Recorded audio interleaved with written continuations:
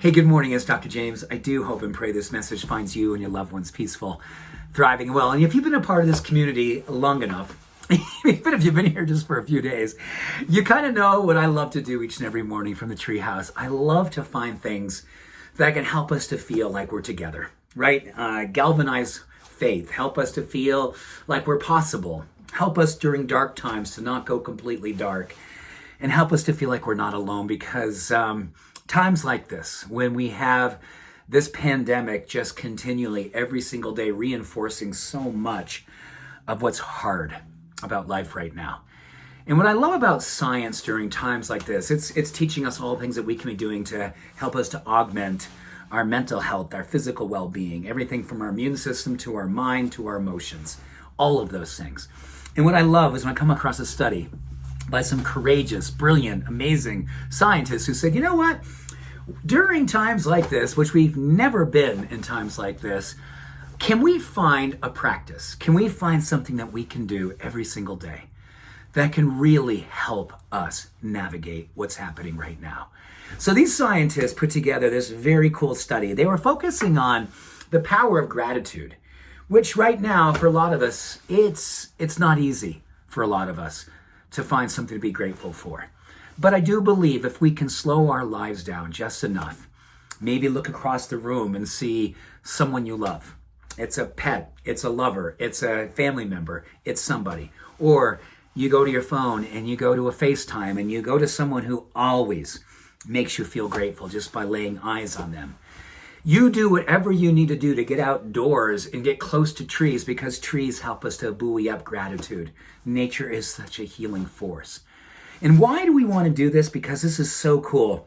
This latest study talked about what they were doing. They were looking at the brain. They were looking at the immune system, looking at how our endocrine system, just basically every part of our system, all systems, coming together and going, what happens when we practice gratitude? Or when we're with or experiencing a sense of gratitude? Oh my goodness, you're going to love this.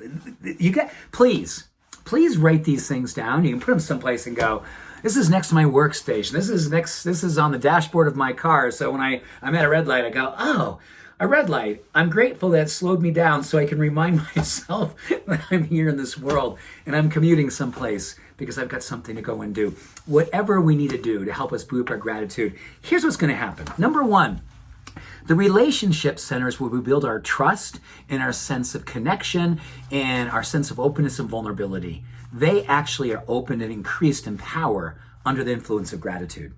Number two, as I said earlier, it's a wellness augmenter. Just know that every system in your system, every part of your being is improved, is empowered, is encouraged under the influence of gratitude. It actually helps us to age backwards. On top of that, literally helps protect our DNA. That is super cool.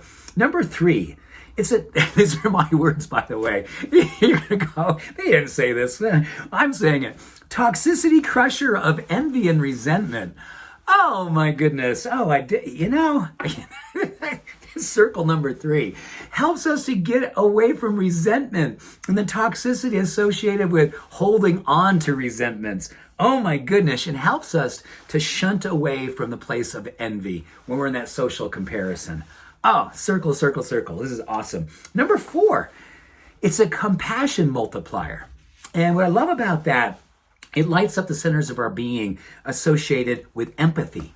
At the same time, helps us to lower our judgment to allow us to receive more and more self-compassion.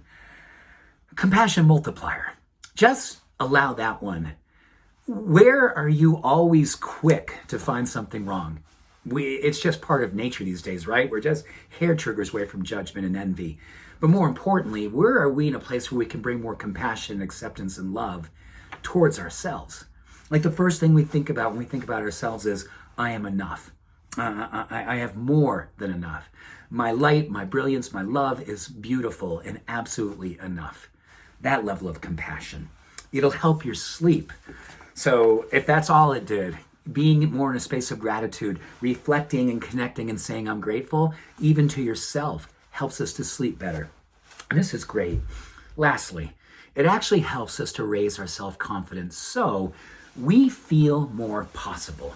Our sense of motivation, our sense of openness to move towards our dreams and our goals goes up exponentially. We literally start channeling neurochemistry in a divergent way. So we are not coming from our history. We know our history, but we're buoying up and say anything and everything is possible. That's what's happening under the influence of gratitude. And I want to end this morning's time together by just saying how grateful, deeply grateful, you have been such a buoy for me over this past almost a year now since this pandemic came in, and sometimes the loneliness that I believe all of us have experienced, different degrees. But me running up to this treehouse, pushing go, seeing your comments the next day, makes me feel so grateful, makes me feel so fortunate, so alive, so fully enveloped